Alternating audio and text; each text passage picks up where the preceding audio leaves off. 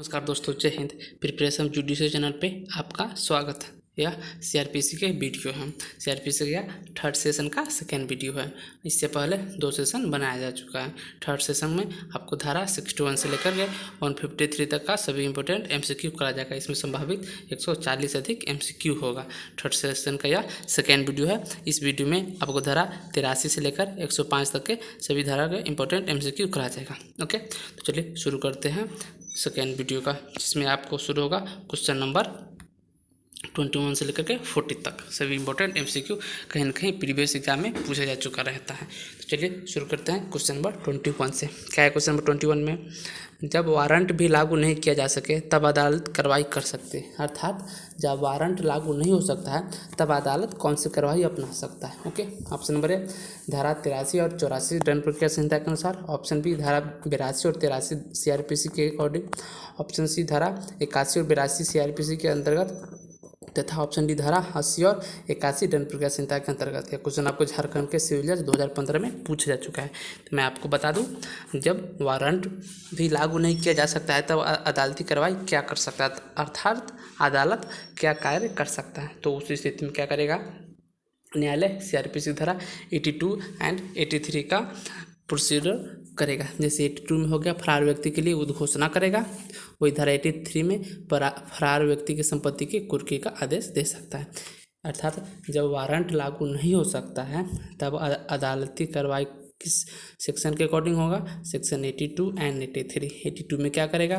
फरार व्यक्ति के लिए उद्घोषणा जारी करेगा। एंड 83 में क्या करेगा? उसकी संपत्ति की कुर्की करेगा। ओके, चलिए नेक्स्ट क्वेश्चन देखते हैं। क्वेश्चन नंबर 22 क्या है? क्वेश्चन नंबर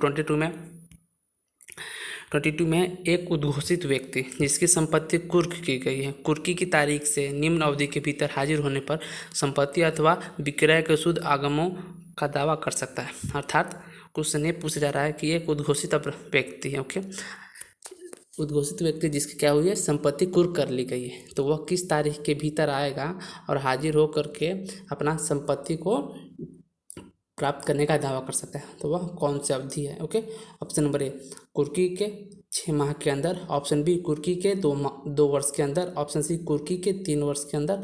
तो ऑप्शन डी कुर्की के 1 वर्ष के अंदर। यह क्वेश्चन आपको उत्तराखंड पीसीएसजे 2012 की प्री तथा यूपीएपीओ प्री 2011 में पूछा जा चुका है। तो मैं आपको बता दूं कितने वर्ष के अर्थात कितने समय के अंदर आएगा, किस अवधि के अंदर आएगा तो वह संपत्ति के लिए दावा कर सकता है। तो सही आंसर है ऑप्शन नंबर बी, अर्थात 2 वर्ष के अंदर वो आएगा तो अपनी संपत्ति के शुद्ध आगमों के लिए अर्थात अपनी संपत्ति प्राप्त करने के लिए दावा कर सकता है।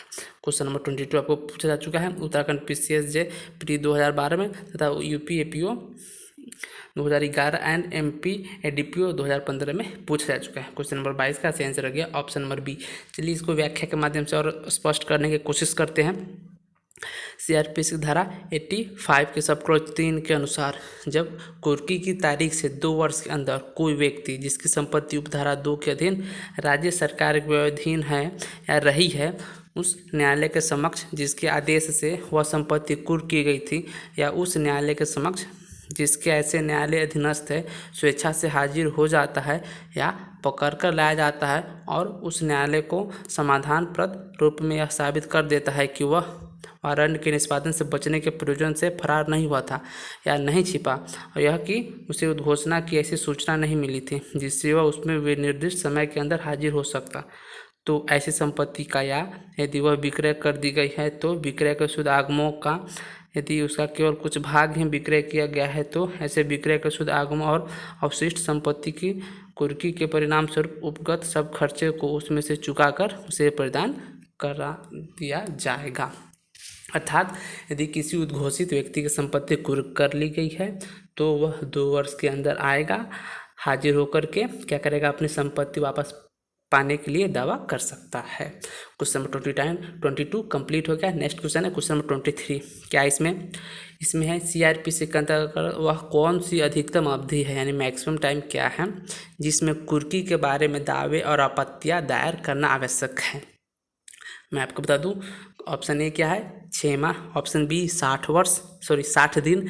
ऑप्शन सी 1 वर्ष तथा ऑप्शन डी 3 वर्ष। यह क्वेश्चन आपको झारखंड सिविल जज के प्री 2014 में पूछा जा चुका है। तो मैं आपको बता दूं वह अधिकतम अवधि कौन सी है जिसमें कुर्की के बारे में दावा और आपत्तियां दायर करना आवश्यक होता है। तो वह अधिकतम अवधि है 6 माह। अधिकतम अवधि क्या है? तो 6 माह है। क्वेश्चन नंबर 23 का आंसर हो गया ऑप्शन नंबर ए। चलिए इसके व्याख्या देख लेते हैं।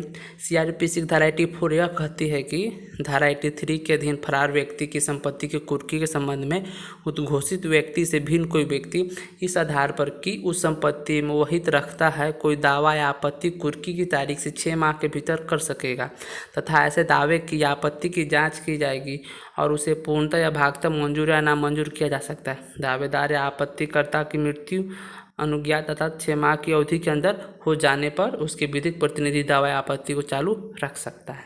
कौन कर सकता है? तो विधिक प्रतिनिधि उसको चालू रख सकते हैं। ओके, चलिए नेक्स्ट क्वेश्चन है क्वेश्चन नंबर 24। व्याख्या पढ़ने से एक क्वेश्चन के साथ अन्य क्वेश्चनों का आंसर हो जाता है। चलिए देखते हैं क्वेश्चन नंबर 24 क्या है। सम्मन के स्थान पर या सम्मन के अलावा वारंट जारी करने के लिए लिखित में कारण देना आवश्यक शर्त है। ओके, ऑप्शन नंबर ए यह कथन क्या सत्य है। ऑप्शन बी यह कथन क्या असत्य है। ऑप्शन सी न्यायालय के विवेक पर निर्भर करता है। ऑप्शन डी इस तरह का कोई प्रावधान ही नहीं है। यह क्वेश्चन आपको MP सिविल जज 2007 में पूछा जा चुका है। तो मैं आपको बता दूं सम्मन के स्थान पर या सम्मन के अलावा वारंट जारी करने के लिए लिखित में कारण देना आवश्यक शर्त है। यह क्या है? यह कथन सत्य है। तो कैसे सत्य है? तो यह प्रावधान आपको CRPC धारा 87 के अकॉर्डिंग आ जाता है। चलिए इसकी व्याख्या देख लेते हैं, इसके बाद इसके बारे में और चर्चा करेंगे। इसका व्याख्या क्या है। न्यायालय किसी भी ऐसे मामले में जिसमें वो किसी व्यक्ति को हाजिरी के लिए सम्मन जारी करने के लिए इस संहिता द्वारा सशक्त किया गया है, अपने कारणों को अभिलिखित करने के पश्चात क्या करेगा? कारण को लिखित करेगा। ओके, उसके पश्चात क्या करेगा? उसे गिरफ्तारी के लिए वारंट जारी कर सकता है। यह प्रावधान कौन सेक्शन के अकॉर्डिंग आ जाता है? तो यह प्रावधान आपको CRPC धारा 87 के अकॉर्डिंग आ जाता है। इसके साथ में एक और प्रावधान बता दूं, CRPC की धारा 259 में बताया गया है कि सम्मन मामले को वारंट मामले में बदलने के न्यायालय की शक्ति बताई गई है। धारा 259 में है सम्मन मामले को वारंट मामले में बदलने की शक्ति न्यायालय को प्राप्त है। वही धारा 87 में बताया गया है। क्या है 87 में बताया गया? 87 में बताया गया कि सम्मन के स्थान पर क्या कर सकता है? वारंट जारी कर सकता है। ओके, 2 क्वेश्चन हो क्या। चलिए नेक्स्ट क्वेश्चन देखते हैं क्वेश्चन नंबर 25। क्या है क्वेश्चन नंबर 25? CRPC के निम्नलिखित किस धारा के अंतर्गत उन दस्तावेजों को प्रस्तुत करने के लिए जिनके कब्जे में वे है सम्मन जारी कर सकता है। तो कौन से सेक्शन के अकॉर्डिंग सम्मन जारी कर सकता है? ओके, ऑप्शन नंबर ए धारा 90, ऑप्शन बी धारा 95, ऑप्शन बी धारा 94 तथा ऑप्शन सी धारा 91। यह क्वेश्चन आपको उत्तराखंड APO के प्री 2010 में पूछा जा चुका है। तो मैं आपको बता दूं वह कौन से धारा है जिस धारा के अंतर्गत दस्तावेजों को प्रस्तुत करने के लिए जिनके कब्जे में वे है सम्मन जारी किया जा सकता है। तो वह धारा है धारा 91। क्वेश्चन नंबर 25 का आंसर हो गया ऑप्शन नंबर डी। चलिए इसका व्याख्या देख लेते हैं। CRPC की धारा 91 दस्तावेज या अन्य चीज पेश करने के सम्मन जारी करने से संबंधित है। इस धारा में न्यायालय सम्मन जारी करता है और पुलिस थाने का भार साधक अधिकारी लिखित आदेश द्वारा दस्तावेज प्रस्तुत करने को कह सकता है। ओके, क्वेश्चन नंबर 91 में हो गया। मैं आपको बता दूं अनेक धाराएं में क्या है। तो धारा 90 में है इस अध्याय के उपबंधों का साधारणतः सम्मन और गिरफ्तारी के वारंट को लागू किया जाना। धारा 90 में आ जाता है यह बातें। जबकि धारा 95 एंड 91 में क्या है? तो 91 तो इसका आंसर ही है जिसमें बोला गया दस्तावेज या अन्य चीज पेश करने के लिए सम्मन। ओके, एंड धारा 94 और 94 में है उस स्थान की तलाशी जिसमें चुराई हुई संपत्ति कूटरचित दस्तावेज आदि का होने का संदेह होता है। उस स्थिति में धारा 94 लागू होता है। वही धारा 95 में क्या बताया गया है? धारा 90 में कुछ प्रकाशनों के संप्रेषित होने की घोषणा करना और उसकी तलाशी वारंट जारी करने की शक्ति बताई गई है धारा 95 में। मैं आपको बता दूं CRPC धारा 91 में क्या बताया गया है? 91 में दस्तावेज या अन्य चीज़ को पेश करने के सम्मन की बातें में प्रावधान की गई है। हो गया क्वेश्चन। चलिए नेक्स्ट क्वेश्चन देखते हैं क्वेश्चन नंबर 26। क्या है क्वेश्चन नंबर 26? CRPC की धारा 91 लागू नहीं होता है, अर्थात CRPC की धारा 91 कहाँ पर लागू नहीं होता है। ओके, ऑप्शन नंबर ए परिवादी के साक्षी को। ओके, ऑप्शन बी साक्षी को, ऑप्शन नंबर सी अभियुक्त को, ऑप्शन नंबर डी एक व्यक्ति को जो न परिवादी है न अभियुक्त न साक्षी। तो इसका सही आंसर कौन है? अर्थात सीआरपीसी की धारा 91 किस पर लागू नहीं होता है? तो वह अभियुक्त पर लागू नहीं होता। ओके, क्वेश्चन बहुत ही इंपॉर्टेंट है, आपको यह क्वेश्चन उत्तराखंड पीसीएसजे 2014 में पूछा जा चुका है। चलिए इसका व्याख्या देख लेते हैं। सीआरपीसी की धारा 91 दस्तावेज या अन्य चीज पेश करने हेतु समन जारी करने का उपबंध करती है। समन ऐसे व्यक्ति को इस धारा के अधीन जारी किया जा सकता है जिसके कब्जे या शक्ति में ऐसे दस्तावेज या चीज हो। स्पष्ट है, ऐसे व्यक्ति परिवादी, साक्षी या कोई अन्य व्यक्ति हो सकता है, किंतु अपराधी को धारा 91 लागू नहीं होता है। अर्थात सीआरपीसी के सेक्शन 91 किस पर लागू नहीं होता? तो अभियुक्त पर लागू नहीं होता। चलिए नेक्स्ट क्वेश्चन, क्वेश्चन नंबर 27। क्या है क्वेश्चन 27 में? डाक या तार प्राधिकारी की अभिरक्षा में किसी दस्तावेज, पार्सल या अन्य चीज की तलाशी के लिए निम्नलिखित में से कौन वारंट जारी कर सकता है? अर्थात जो वस्तु डाक या तार प्राधिकारी की अभिरक्षा में है, तो उस वस्तु को क्या है, तलाशी के लिए कौन सा तलाशी वारंट जारी कर सकता है? ऑप्शन नंबर ए जिला मजिस्ट्रेट, ऑप्शन नंबर बी मुख्य न्यायिक मजिस्ट्रेट, ऑप्शन नंबर सी ए और बी दोनों, तथा ऑप्शन डी उपरोक्त में से कोई नहीं, अर्थात कोई नहीं। यह क्वेश्चन आपको यूपी एपीओ के प्री 2015 तथा यूपी सिविल जज 2013 और यूपी एआरओ स्पेशल 2007 में पूछा चुका है। क्वेश्चन यूपी के लिए बहुत ही इंपॉर्टेंट है। मैं आपको बता दूँ कौन सा वह पदाधिकारी है, वह कौन सा अधिकारी जो वारंट जारी कर सकता है? इसका सही आंसर है ऑप्शन नंबर सी, अर्थात ए और बी दोनों, अर्थात जिला मजिस्ट्रेट और मुख्य न्यायिक मजिस्ट्रेट अर्थात सीजीएम, चीफ जुडिशियल मजिस्ट्रेट, दोनों क्या कर सकते हैं? वारंट जारी कर सकते हैं जो पार्सल, चीज या दस्तावेज डाक या तार प्राधिकारी के अभिरक्षा में हो। उस स्थिति में सीजीएम और डिस्ट्रिक्ट मजिस्ट्रेट दोनों वारंट जारी करने में सक्षम हैं। क्वेश्चन नंबर 27 का आंसर हो गया ऑप्शन नंबर सी। चलिए इसका व्याख्या देख लेते हैं। सीआरपीसी की धारा 92 के अधीन जिला मजिस्ट्रेट और मुख्य न्यायिक मजिस्ट्रेट दोनों ही डाक या तार प्राधिकारी के अभिरक्षा में किसी दस्तावेज, पार्सल या अन्य चीज़ की तलाशी के लिए क्या कर सकता है? वारंट जारी कर सकता है। नेक्स्ट क्वेश्चन है क्वेश्चन नंबर 28। क्या 28 में? जहाँ न्यायालय को यह ज्ञात नहीं है कि कोई दस्तावेज या चीज़ किसी व्यक्ति के कब्जे में है अथवा नहीं, तब क्या न्यायालय तलाशी वारंट जारी कर सकता है? ऑप्शन ए नहीं, ऑप्शन बी जब यह ज्ञात होगा कि अभियुक्त चीज, अमुक चीज कब्जे में है तभी जारी होगा। ऑप्शन सी हाँ, ऑप्शन डी व्यक्ति विशेष में स्थान विशेष का स्पष्ट उल्लेख हो तभी। तो मैं आपको बता दूं, जहां न्यायालय को यह ज्ञात नहीं है कि कोई दस्तावेज या चीज़ किसी व्यक्ति के कब्जे में है अथवा नहीं, तब इस स्थिति में क्या कर देगा? तब इस स्थिति में न्यायालय आपको तलाशी वारंट जारी कर सकता है। ये क्या है? हाँ, अर्थात यह सही है। क्वेश्चन नंबर 28 का आंसर हो गया ऑप्शन नंबर सी। यह क्वेश्चन आपको पूछा जा चुका है छत्तीसगढ़ सिविल जज 2003 के प्री में। चलिए इसका व्याख्या देख लेते हैं। सीआरपीसी के सेक्शन 93 के सब क्लॉज 1 के क्लॉज ख अर्थात बी के अनुसार जहां न्यायालय को यह ज्ञात नहीं है कि कोई दस्तावेज या चीज़ किसी व्यक्ति के कब्जे में है अथवा नहीं, वह न्यायालय क्या कर सकता है? तलाशी वारंट जारी कर सकता है। नेक्स्ट क्वेश्चन क्या है आपको? नेक्स्ट क्वेश्चन 29 है। इसमें बताया गया है कि अपराध प्रक्रिया संहिता अर्थात दंड प्रक्रिया संहिता, जिसे सीआरपीसी बोलते हैं, अपराध प्रक्रिया संहिता की किस धारा के अंतर्गत तलाशी वारंट जारी किया जा सकता है? अर्थात तलाशी वारंट जारी करने के लिए कौन सी धारा के अकॉर्डिंग तलाशी वारंट जारी किया जाएगा? Search warrant. Okay, option number है धारा 93, ऑप्शन बी धारा 95, ऑप्शन सी धारा 100 तथा ऑप्शन डी धारा 105। तो मैं आपको बता दूं, तलाशी वारंट जारी करने के लिए सीआरपीसी कौन सी धारा के अंतर्गत तलाशी वारंट जारी होगा? इसका सही आंसर हो जा रहा है ऑप्शन नंबर ए अर्थात धारा 93 के अंतर्गत तलाशी वारंट जारी किया जाता है। मैं आपको बता दूं वारंट कौन कौन धारा में जारी किया जाता है। तो सीआरपीसी धारा 93, 94, 95 एंड 97 में क्या होता है? इन सभी धाराओं में वारंट द्वारा तलाशी लिया जा सकता है, तलाशी वारंट जारी किया जाता है। चलिए इसका व्याख्या देख लेते हैं। Question number 29। क्वेश्चन नंबर 29 आपको एमपी एपीओ के प्री 2008 तथा उत्तराखंड सिविल जज 2011 में पूछा जा चुका है। क्वेश्चन नंबर 29 की व्याख्या है, सीआरपीसी की धारा 93 के अंतर्गत तलाशी वारंट जारी किया जा सकता है, जबकि धारा 95 में कुछ प्रकाशनों के समाप्त होने की घोषणा करना और उनके लिए तलाशी वारंट जारी करने वाला धारा है, जबकि धारा 100 में बंद स्थान के भार साधक व्यक्ति तलाशी लेने देंगे, तथा धारा 105 में आदेशिकाओं के बारे में व्यतिकारी व्यवस्था का प्रावधान किया गया है। तो चलिए नेक्स्ट क्वेश्चन है क्वेश्चन नंबर 29। क्या है 29 में? राज्य सरकार द्वारा सीआरपीसी की धारा 95 के अंतर्गत पुस्तक को समर्पित करने की घोषणा को अपास्त करने के लिए आवेदन प्रस्तुत होगा। अर्थात राज्य सरकार को आदेश जारी किया है, ठीक, कि धारा 95 सीआरपीसी के अकॉर्डिंग पुस्तक को क्या किया जाए, अटैच किया जाए अर्थात समर्पित करने की घोषणा की गई है। तो इस आदेश को अर्थात इस घोषणा को अपास्त करने के लिए यानी सेट असाइड करने के लिए कहाँ पे आवेदन दिया जाएगा?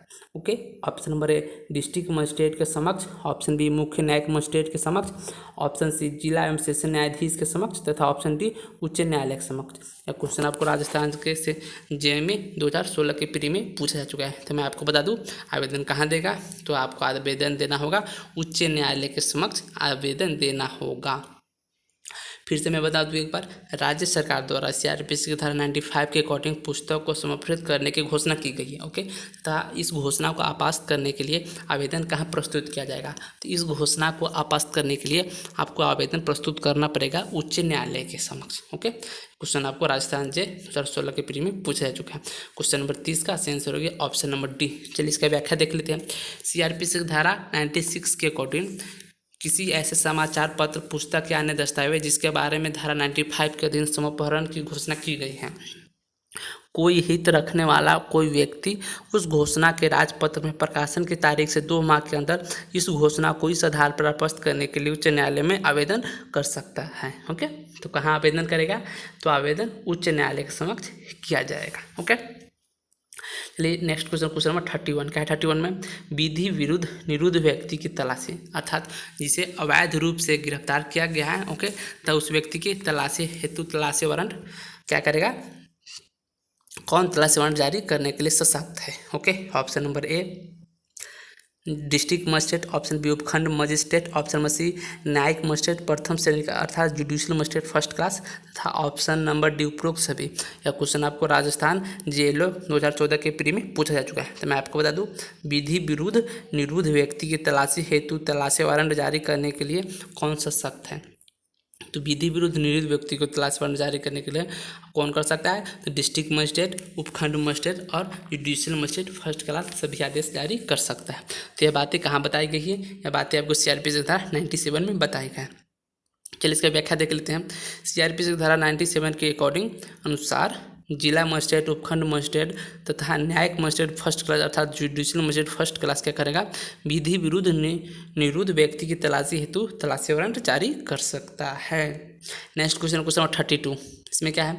सीआरपीसी कौन सी धारा संविदाकारी राज्य परिभाषित करता है? अर्थात सीआरपीसी की धारा कौन से जो संविदाकारी राज्य की परिभाषा करता है? मैं आपको बता दूं ऑप्शन नंबर ए धारा 105, ऑप्शन बी धारा 105 ए, ऑप्शन बी धारा 106, ऑप्शन डी धारा 104 बी तथा ऑप्शन सी धारा 106 तथा ऑप्शन डी धारा 104 बी।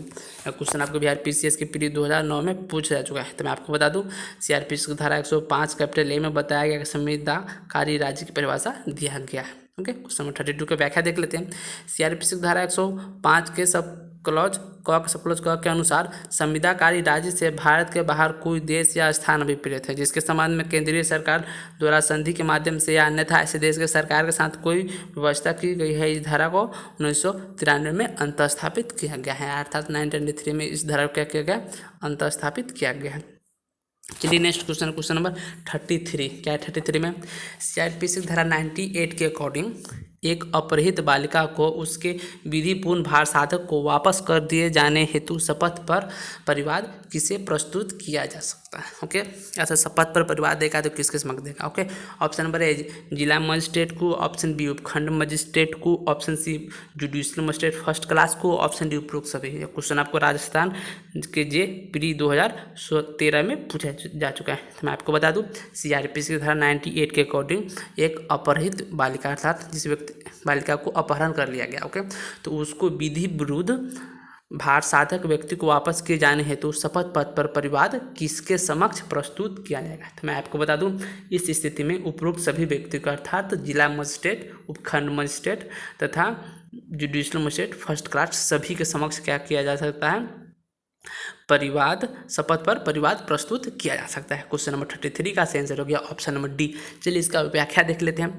सीआरपीसी धारा 98 के अकॉर्डिंग शपथ पर परिवाद किए जाने पर जिला मजिस्ट्रेट, उपखंड मजिस्ट्रेट या प्रथम श्रेणी मजिस्ट्रेट यह आदेश दे सकता है कि ऐसी स्त्री या 18 वर्ष से कम आयु की बालिका जिनको विधि विरुद्ध उद्देश्य अर्थात प्रयोजन हेतु अपहरित किया गया है तुरंत स्वतंत्र किया जाए तथा उसके विधिपूर्ण साधक को सौंपा जाए। ऐसे आदेश के पालन हेतु मजिस्ट्रेट बल प्रयोग भी कर सकता है। ओके, क्वेश्चन नंबर 33 का सही आंसर हो गया option number D.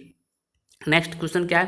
Question number 34 में क्या बताया गया है? सीआरपीसी की धारा 95 के अकॉर्डिंग समापहरण की घोषणा निम्न द्वारा पास किया जा सकता है। अर्थात सीआरपीसी की धारा 95 के अकॉर्डिंग जो समापहरण की घोषणा जारी किया जाता है उस आदेश को कौन आपस कर सकता है? ऑप्शन नंबर ए तलाशी वारंट जारी करने वाला मजिस्ट्रेट द्वारा, ऑप्शन बी मुख्य न्यायिक मजिस्ट्रेट द्वारा, ओके, तथा ऑप्शन सी सेशन न्यायालय द्वारा, तथा ऑप्शन डी उच्च न्यायालय द्वारा। यह क्वेश्चन आपको उत्तराखंड पीसीएसजे प्री 2012 में पूछा जा चुका है। तो मैं आपको बता दूं कौन होगा जो अपास्त कर सकता है। तो अपास्त कर सकता है केवल और केवल उच्च न्यायालय ही अपास्त कर सकते हैं। अर्थात सीआरपीसी की धारा 95 के अकॉर्डिंग समापहरण की घोषणा किया गया है तो इसको कौन अपास्त कर सकता है? तो अपास्त कर सकता है आपको उच्च न्यायालय कर सकता है। यह क्वेश्चन आपको उत्तराखंड के पीसीएसजे 2012 तथा यूपीएपीओ के प्री 2011 में पूछा जा चुका है। क्वेश्चन नंबर 34 का सही आंसर हो गया ऑप्शन नंबर डी। चलिए व्याख्या देख लेते हैं। सीआरपीसी की धारा 96 के अकॉर्डिंग किसी ऐसे समाचार पत्र या पुस्तक या अन्य दस्तावेज में जिसके बारे में धारा 95 के अधीन समापहरण की घोषणा की गई है, कोई हित रखने वाला व्यक्ति इस घोषणा के राजपत्र में प्रकाशन की तारीख से 2 मास के अंदर उस घोषणा को इस आधार पर आपस्त करने के लिए अर्थात आपस्त कराने के लिए उच्च न्यायालय में आवेदन कर सकता है। कितने माह के अंदर? तो 2 माह के अंदर क्या करेगा? हाईकोर्ट के समक्ष आवेदन कर सकता है कि समाचार पत्र के उस अंक या उस पुस्तक अथवा अन्य दस्तावेज में जिसके बारे में वो घोषणा की गई थी कोई ऐसा बात अंतर्विष्ट नहीं है जो धारा 95 सब क्लॉज 1 में विनिर्दिष्ट है। ओके, चलिए नेक्स्ट क्वेश्चन नंबर 35 क्या है? 35 में सीआरपीसी के कौन सा प्रावधान बंदी प्रत्यक्षीकरण रिट के सदृश है? अर्थात सीआरपीसी के कौन सा धारा है जो हाइबेस कॉर्पस अर्थात बंदी प्रत्यक्षीकरण के सदृश अर्थात उसके समान है? मैं आपको बता दूं इसका ऑप्शन ए है धारा 91, ऑप्शन बी धारा 93, ऑप्शन सी धारा 97 तथा ऑप्शन डी धारा 96। ओके, यह क्वेश्चन आपको यूपी सिविल जज 2006 तथा यूपीएपीओपीडी 2015 में पूछा जा चुका है। तो मैं आपको बता दूं क्वेश्चन नंबर 35 इसमें बताया गया है कि बंधित प्रत्यक्षीकरण के सदृश अर्थात उसके समान कौन से धारा है? तो उसके समान धारा है आपको मैं बता दूं कुछ धारा नंबर अर्थात सेक्शन 97। ओके, सेक्शन 97 है जो बंदी प्रत्यक्षीकरण के सदृश अर्थात उसके समान है। ओके, कैसे? चलिए इसको व्याख्या के माध्यम से इसे स्पष्ट करने की कोशिश करते हैं।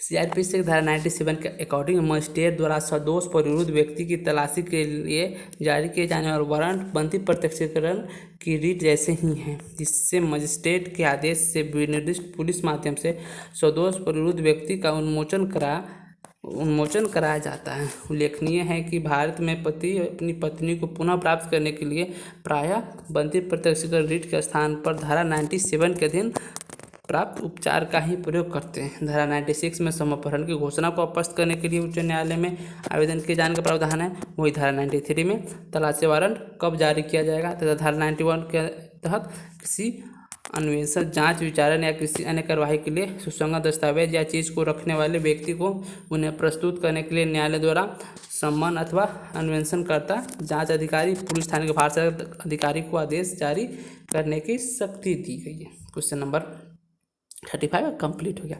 अर्थात सीआरपीसी की धारा 97 है जो क्या है? बंदी प्रत्यक्षीकरण के सदृश है, जिसमें बताया गया कि सदोष विरुद्ध व्यक्ति की तलाशी। ओके, इसका मार्जिन हेडलाइन यही है सेक्शन नंबर 97 का। चलिए नेक्स्ट क्वेश्चन देखते हैं। क्वेश्चन नंबर 36 क्या है? 36 में बताया गया एक स्त्री जो विधि विरुद्ध प्रयोजन के लिए अपहरित किया गया है अर्थात अपहरण किया गया है उसे वापस करने के लिए तलाशी वारंट कौन जारी कर सकता है? ओके, ऑप्शन नंबर ए जिला मजिस्ट्रेट द्वारा, ऑप्शन बी उपखंड मजिस्ट्रेट द्वारा, ऑप्शन सी मुख्य न्यायिक मजिस्ट्रेट द्वारा तथा option C judicial magistrate first class द्वारा। यह क्वेश्चन आपको राजस्थान एपीओ 2015 में पूछा जा चुका है। मैं आपको बता दूं, एक स्त्री को विधि विरुद्ध प्रयोजन के लिए अपहरित किया गया है तो उसे वापस करने के लिए तलाशी वारंट जारी नहीं किया जा सकता। तो जारी नहीं किया जा सकता था। कौन है जो तलाशी वारंट जारी नहीं कर सकता है? तो मुख्य न्यायिक मजिस्ट्रेट है जो तलाशी वारंट जारी नहीं कर सकता। तो कौन कौन तलाशी वारंट जारी कर सकता है? मैं आपको बता दूं, जिला मजिस्ट्रेट, ओके, उपखंड मजिस्ट्रेट तथा जुडिशल मजिस्ट्रेट फर्स्ट क्लास कर सकता है, परंतु कौन नहीं कर सकता है? तो मुख्य न्यायिक मजिस्ट्रेट तलाशी वारंट जारी नहीं कर सकता है। इसमें नहीं लिखा हुआ है, अर्थात नेगेटिव में, ओके। जबकि कौन कौन कर सकता है? डिस्ट्रिक्ट मजिस्ट्रेट कर सकता है, उपखंड मजिस्ट्रेट और जुडिशल मजिस्ट्रेट फर्स्ट क्लास कर सकता है। क्वेश्चन नंबर 36 का सही आंसर हो गया ऑप्शन नंबर सी, ओके। चलिए इसका व्याख्या देख लेते हैं। सीआरपीसी की धारा 98 के अकॉर्डिंग किसी स्त्री या 18 वर्ष से कम आयु की किसी बालिका के किसी विधि विरुद्ध प्रयोजन के लिए अपहरित किए जाने या विधि विरुद्ध निरुद्ध रखे जाने पर शपथ पर परिवाद किए जाने की दशा में जिला मजिस्ट्रेट, उपखंड मजिस्ट्रेट या जुडिशल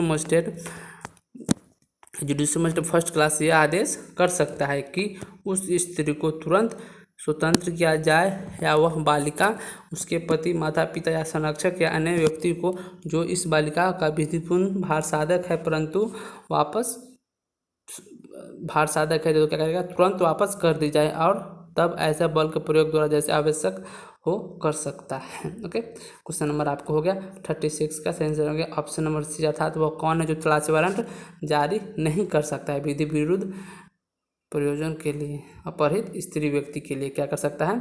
तलाशी वारंट जारी नहीं कर सकता है। तो कौन कौन कर सकता है आपको पता होना चाहिए पहले। जिला मजिस्ट्रेट कर सकता है, उपखंड मजिस्ट्रेट कर सकता है तथा जुडिशल मजिस्ट्रेट तथा मुख्य न्यायिक मजिस्ट्रेट नहीं कर सकता है, ओके। क्वेश्चन नंबर 36 हो गया। क्वेश्चन नंबर 37 क्या है? उसमें बताया गया कि क्या एक मजिस्ट्रेट किसी स्थान के जिसकी तलाशी के लिए वो तलाशी वारंट जारी करने के लिए सशक्त है अपनी उपस्थिति में तलाशी लिए जाने का आदेश दे सकता है, ओके। ऑप्शन नंबर ए हाँ, धारा 103 सीआरपीसी के अकॉर्डिंग। ऑप्शन बी हाँ, सीआरपीसी की धारा 105 के अकॉर्डिंग। ऑप्शन सी नहीं। ऑप्शन डी हाँ, धारा 105 सीआरपीसी के अकॉर्डिंग। यह क्वेश्चन आपको यूपीएपीओ 2005 तथा 2006 के पीरियड में पूछा जा चुका है। तो मैं आपको बता दूं इसका सही आंसर क्या है, अर्थात क्या एक मजिस्ट्रेट किसी स्थान की जिसकी तलाशी के लिए वह तलाशी वारंट जारी करने के लिए सशक्त है अपनी उपस्थिति में तलाशी लिए जाने का आदेश दे सकता है, ओके। तो क्या यह सही है? तो मैं आपको बता दूं हाँ, यह सही है। तो कैसे सही है? सीआरपीसी की धारा 103 के अकॉर्डिंग यह क्या है? यह सही है। क्वेश्चन नंबर 37 का आंसर हो गया ऑप्शन नंबर सी, ओके। ये क्वेश्चन आपको यूपीएपीओ के 2005 या 2006 क्रम से पूछे जा चुके हैं। क्वेश्चन नंबर 37 का आंसर हो गया ऑप्शन नंबर ए, अर्थात हाँ, धारा 103 के अकॉर्डिंग किया जा सकता है, ओके। चलिए इसका व्याख्या देख लेते हैं। सीआरपीसी की धारा 103 प्रावधानित करता है कि कोई मजिस्ट्रेट किसी स्थान की तलाशी अपनी उपस्थिति में लिए जाने का निर्देश दे सकता है जिसकी तलाशी के लिए वह तलाशी वारंट जारी करने के लिए सशक्त है। धारा 105 पेश किए गए दस्तावेज या चीज़ को प्रबद्ध करने की मजिस्ट्रेट की शक्ति व धारा 105 आदेशिकाओं के बारे में वैयक्तिक कार्य व्यवस्था से संबंधित प्रावधान करती है, okay. Question number 37। Next question है क्वेश्चन नंबर 38। क्या है 38 में? इसमें बताया गया कि सीआरपीसी की धारा 102 के अकॉर्डिंग चुराई हुई संपत्ति को अभिगृहित करने का अधिकार, अर्थात चुराई हुई संपत्ति को कौन अधिगृहित कर सकता है, ओके। ऑप्शन नंबर ए पुलिस अधिकारी, ऑप्शन नंबर बी न्यायिक मजिस्ट्रेट, ऑप्शन नंबर सी कार्यपालक मजिस्ट्रेट तथा ऑप्शन नंबर डी विशेष मजिस्ट्रेट को, ओके। सीआरपीसी की धारा 102 के अकॉर्डिंग चुराई हुई संपत्ति को अभिगृहित व्यक्ति को चुराई हुई संपत्ति को अभिगृहित करने का अधिकार है कौन से मजिस्ट्रेट का? ऑप्शन नंबर पुलिस अधिकारी, ऑप्शन बी ए पुलिस अधिकारी, ऑप्शन बी न्यायिक मजिस्ट्रेट को, ऑप्शन सी कार्यपालक मजिस्ट्रेट तो ऑप्शन डी विशेष मजिस्ट्रेट। मैं आपको बता दूं सीआरपीसी की धारा 102 के अकॉर्डिंग चुराई हुई संपत्ति को अभिगृहित करने का अधिकार है। तो किसको अधिकार है? तो अभिगृहित करने का अधिकार है आपको पुलिस अधिकारी को है। यह क्वेश्चन आपको पूछा जा चुका है छत्तीसगढ़ सिविल जज 2014 के पीरियड में पूछा जा चुका है, ओके। चलिए नेक्स्ट क्वेश्चन नंबर इसका व्याख्या देख लेते हैं। नेक्स्ट क्वेश्चन जाने से पहले सीआरपीसी की धारा 102 कुछ संपत्तियों को अभिगृहित करने के पुलिस अधिकारी की शक्ति प्रतिबंधित करती है। धारा के अनुसार पुलिस अधिकारी ऐसी संपत्ति को जिसके बारे में यह क्या करते हैं, जिसके बारे में मैं आपको फिर से आपको दोहरा दूँ व्याख्या से ऐसे स्पष्ट हो। सीआरपीसी की धारा 102 के अकॉर्डिंग, अर्थात सीआरपीसी की धारा 102 के अनुसार क्या है, कुछ संपत्तियों को अभिगृहित करने की पुलिस अधिकारी की शक्ति उपबंधित करती है। धारा के अनुसार पुलिस अधिकारी ऐसे संपत्ति को जिसके बारे में यह संदेह है या अभिकथन है कि वो चुरा हुई संपत्ति है, अथवा जो ऐसी परिस्थिति में जो प्राप्त होता है जिससे ऐसा प्राप्त किए जाने का संदेह है, अभिगृहित कर सकता है। यदि अभिग्रहण करने वाला पुलिस अधिकारी थाने के भारसाधक अधिकारी का अधीनस्थ है तो अभिग्रहण का रिपोर्ट उसको तत्काल देगा। ओके, यह बातें कहाँ बताई गई, यह बातें आपको सीआरपीसी की धारा 102 का सब क्लॉज 2 के दिन बताया गया है। मैं आपको क्वेश्चन फिर से दोहरा दूँ। क्वेश्चन में पूछा जाएगा कि सीआरपीसी के धारा 102 के अंतर्गत चुराई हुई संपत्ति के अभिगृहित करने का अधिकारी कौन कौन है।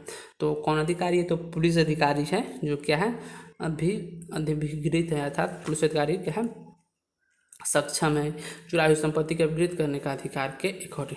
क्वेश्चन नंबर 38 का आंसर हो गया ऑप्शन नंबर ए। नेक्स्ट क्वेश्चन है क्वेश्चन नंबर 39 में क्या बताया गया है, सीआरपीसी की धारा 103 के अधीन पुलिस अधिकारी अपनी उपस्थिति में तलाशी ले जाने का निर्देश दे सकता है। ओके, ऑप्शन बी मजिस्ट्रेट अपनी उपस्थिति में तलाशी ले जाने का आदेश दे सकता है।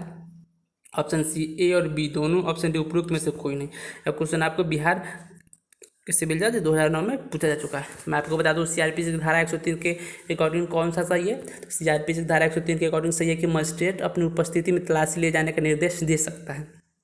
कौन दे सकता है, मजिस्ट्रेट, ना कि पुलिस अधिकारी। पुलिस अधिकारी अपनी उपस्थिति में तलाशी ले जाने का निर्देश नहीं दे सकता है। तो कौन दे सकता है, तो मजिस्ट्रेट अपनी उपस्थिति में तलाशी ले जाने का निर्देश दे सकता है। क्वेश्चन नंबर 39 का सही आंसर हो रहा है ऑप्शन नंबर बी। ओके, इस वीडियो का लास्ट क्वेश्चन देख लेते हैं। क्या दंडिक न्यायालय उसके समक्ष पेश किए गए किसी दस्तावेज को पूर्ववत कर सकता है। ऑप्शन ए हाँ, ऑप्शन बी नहीं, ऑप्शन सी केवल सिविल न्यायालय कर सकता है, ऑप्शन डी वरिष्ठ अधिकारी की अनुमति से कर सकता है। ओके, तथा ऑप्शन हो गया। ये क्वेश्चन आपको कहाँ पूछा जा चुका है, तो क्वेश्चन आपको यूपीपीसीएस के प्री 2006 तथा यूपीओपीओ 2005 में पूछा जा चुका है, छत्तीसगढ़ सिविल जज 2003 में पूछा जा चुका है। तो मैं आपको बता दूं, क्या दंडिक अधिकारी अर्थात दंडिक न्यायालय उसके समक्ष पेश की गई, अर्थात मानिए कोई आपराधिक न्यायालय, कोई क्रिमिनल कोर्ट है, उसके समक्ष क्या हुआ, कोई दस्तावेज पेश किया गया है, तो क्या हुआ उसे परिरुद्ध कर सकता है। ओके, तो यही पूछा जा रहा है। तो ऑप्शन इसका सही आंसर है ऑप्शन नंबर ए, अर्थात हाँ, वो उसे परिबद्ध कर सकता है। कैसे कर सकता है, तो चलिए इसकी व्याख्या के माध्यम से स्पष्ट करते हैं। सीआरपीसी धारा 104 के अकॉर्डिंग दंडिक न्यायालय यदि ठीक समझता है तो उसके समक्ष पेश किए किसी दस्तावेज या चीज़ को परिबद्ध कर सकता है। ये बातें आपको बताई गई है, कहाँ बताई गई है, बातें आपको सीआरपीसी की धारा 104 में बताई गई है। वही मैं आपको बता दूँ एक अन्य बात, सीपीसी के ऑर्डर 13 एंड रूल 8 में बताया गया है न्यायालय द्वारा दस्तावेज प्रस्तुत किए जाने का प्रावधान बताया गया आपको सीआरपीसी के ऑर्डर 13 एंड रूल 8 में बताया गया। ओके, तो ये रहा आपको क्या रहा सीआरपीसी के थर्ड सेशन का सेकेंड वीडियो, जिसमें आपको सेक्शन 83 से लेकर के 105 तक का सभी इंपॉर्टेंट एमसीक्यू कराया जा चुका है। ये थर्ड सेशन का सेकेंड वीडियो है। इससे पहले 2 अन्य सेशन बन चुका है, अर्थात इससे पहले मैं आपको बता दूं सीआरपीसी की धारा 1 से लेकर के 105 तक का सभी इंपॉर्टेंट एमसीक्यू बना जा चुका है, जिसको आप मेरे वीडियो के प्ले लिस्ट पे जाकर देख सकते हैं। अपना कीमती समय मेरे साथ साझा करने के लिए आपका बहुत बहुत शुक्रिया। Thanks for watching.